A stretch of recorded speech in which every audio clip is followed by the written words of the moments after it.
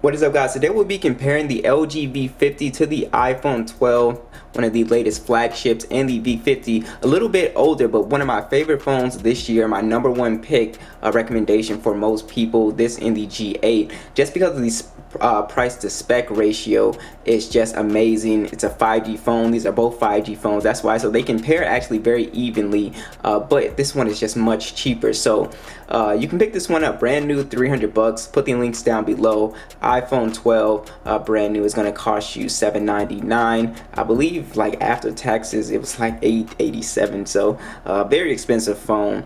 So let's go ahead and get started with the hardware. So picking both phones up, the iPhone 12 is definitely a little bit heavier than the V50, and the V50 is definitely a bit taller. They are both glass and metal phones. So just to go around, both have power button on the V50, SIM tray, power button on the iPhone, which is huge. I love that these power buttons are so big. And you also have your volume rockers on both of these phones. On the left side, you have your mute vibration switch on the iPhone, and we have a Google Assistant button on the V50. So if you come down, both of these phones support stereo speakers, which we will check out. You have USB Type-C, and then you have Apple's Lightning cable, and you also have a 3.5mm jack on the V50 with the quad DAC. If you don't know what that is, basically if you have some really good pair of headphones, you can get some really good high quality audio out of the V50, which is awesome. Now, one thing that goes kind of underappreciated about the V50 has a completely flat camera design. So as you can see, no raise. You can see the iPhone has just a little bit raised right here, and you know, wobbles a little bit. The V50 completely flat. As you can see, fingerprint scanners right here. Does not wobble at all. It actually slides. It's actually a really like slippery phone. I just absolutely love it. It looks really clean, and you also see that 5G lighting logo. I just really love that. It just gives it a very classy, clean look to me. Alright, so let's talk about the displays with both of these phones, starting with the V50. We have a 6.4-inch 1440p OLED display, 538 for the PPI. It's an always on display. On the iPhone, we have a 6.1-inch display. It's the Super Retina XDR OLED display. This is such a long name. It's 1170 by 2532, so basically a 1080p panel, 460 for the PPI. So basically, when you're looking at both displays here, there's one thing that you will notice. The iPhone has a much bigger notch than the V50. It houses the Face ID. The V50 has a notch, and it houses the dual cameras up here. So they both make use of having this notch space. You have pretty slim bezels on both of these phones. They look pretty much about even. I think you have just a little bit more bezel on the V50 at the bottom. On the sides, they look pretty even though. So alright, so I do feel like the V50 still has the better display here. It's 1440p, a higher PPI. This is 1080p with a lower PPI, and basically if you look up close, text and icons is going to be just sharper on the V50. So the iPhone's display isn't bad. It did a really nice jump from the 11 going from IPS to this OLED, so I really like that. And you also have just the smaller notch, so you get a more, you know, immersive experience when you're watching content on your phone here. But they're both very beautiful displays, beautiful colors. So yeah, the V50 just has the, you know, slight edge here. Both of these phones have stereo speakers, one at the bottom and then one at the top here. So I have them at max volume. Let's go ahead and see which one sounds louder or better.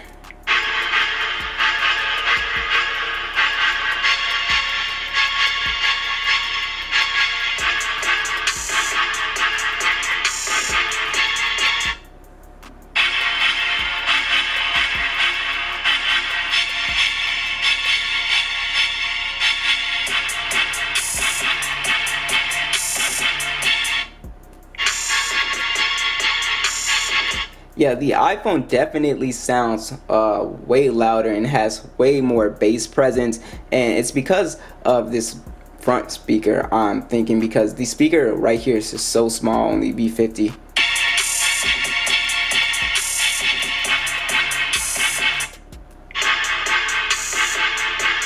Yeah, so definitely a louder set of stereo speakers on the iPhone 12. Now, if you're in a, loud environment, you'll be able to hear both of these phones easy, no problem. So the software experience on both phones is very smooth. There's a lot to like about both. I really love like FaceTime and iMessage on iOS, and I love just the integrated Google stuff that they do in Android, like the Google Now page is a must.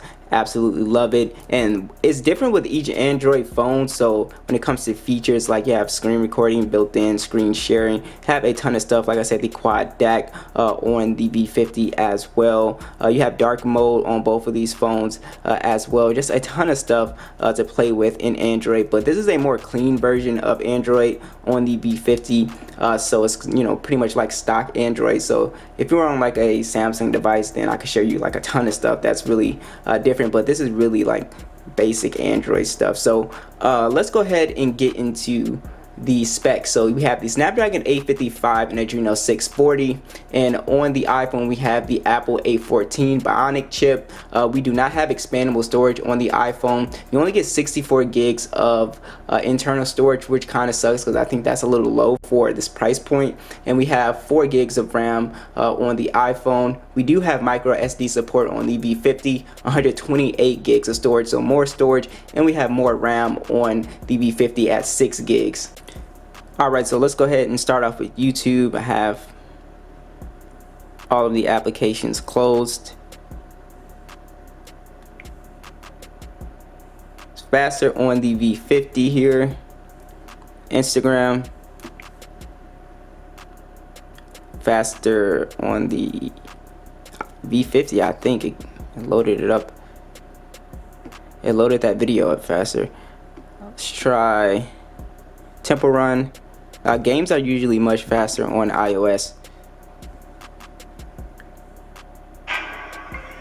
Oh wow, I'm surprised the V50 is keeping up with the iPhone. Wow, they're both even. Huh, I wasn't expecting this at all. Let's see. Subway Surfer.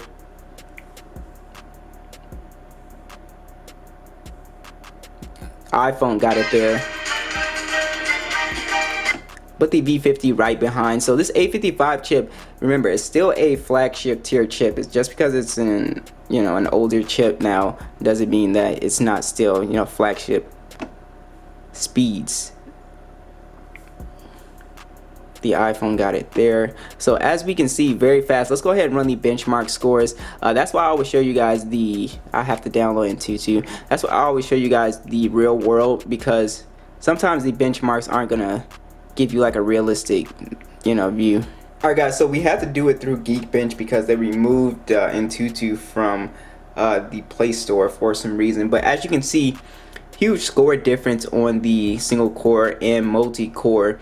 But again, as we saw in the real world comparison, the V50 is not too far off from the iPhone 12's processor.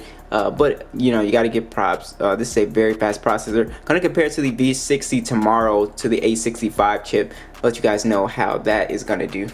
Alright, so we're in PUBG on both phones. Let's go ahead and check out the graphics with the iPhone here. So we can go up to Ultra HD with frame rates on Ultra. On the V50, we can also go up to Ultra HD as well with Ultra frame rates. So it looks like the same gaming settings for both phones, which is really nice. How awesome is that? Just get into the game real quick and see.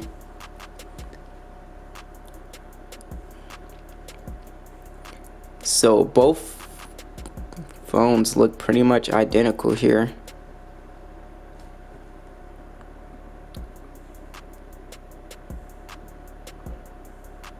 Yeah, so you're on the same graphic settings on PUBG. So these are going to be great gaming phones. So whichever phone you go with, just know you're getting a phone that's going to be able to play games on high, no problem. Now let's go ahead and talk about some additional features. So both of these phones support NFC for mobile payments, which is really nice. Again, the V50 has a headphone jack, the iPhone does not. So you have IP rating on both of these phones, which is really nice, so you can get them wet and they won't break, immediately, which is something that I really like. So on the V50, you have a few ways. You have the face unlock, and then you have the physical fingerprint scanner to get into your device. On the iPhone, you only have the Face ID. So basically, getting into your phone or the V50 is going to be faster with both methods, because with the face unlock, you don't have that little animation that the iPhone does. So as you can see, you just really just tap it and you're in your phone. There's no animation or anything on the V50. Now on the iPhone, you have to look at it. It does the little unlock icon, and then you have to swipe up. So it's going to be much faster getting into your phone on the V50 as opposed to the iPhone. Now the Face ID on the iPhone is definitely a little bit more secure than the Face ID or the facial scanner on the V50, but you do have more options on the V50, which is something that I like.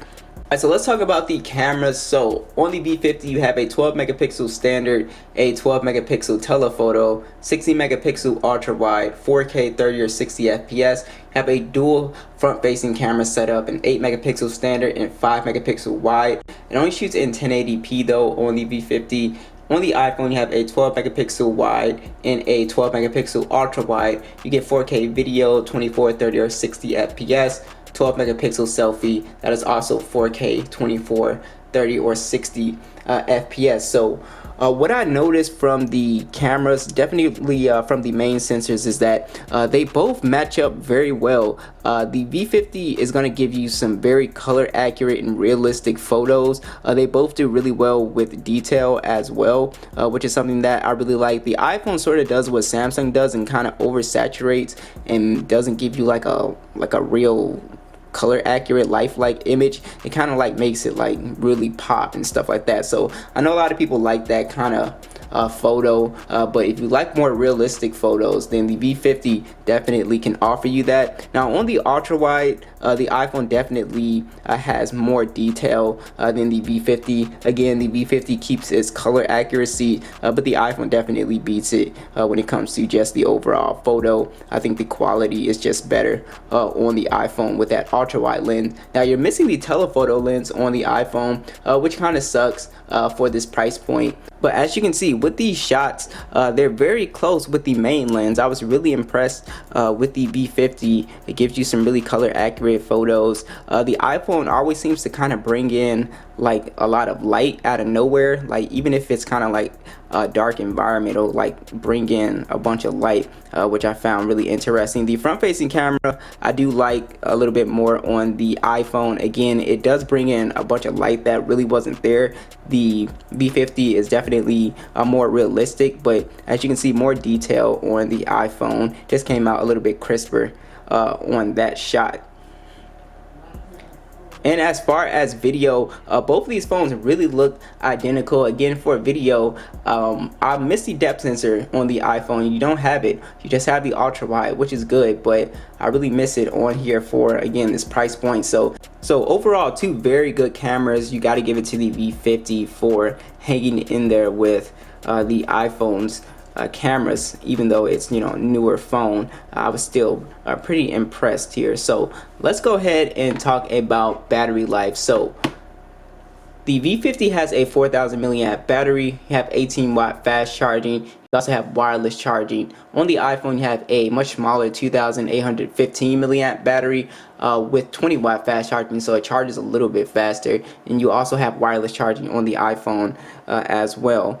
So basically, the iPhone is just no match for the V50 when it comes to battery life. Now, if you're using 5G, I have not used either of these phones on 5G because I don't live in a 5G area.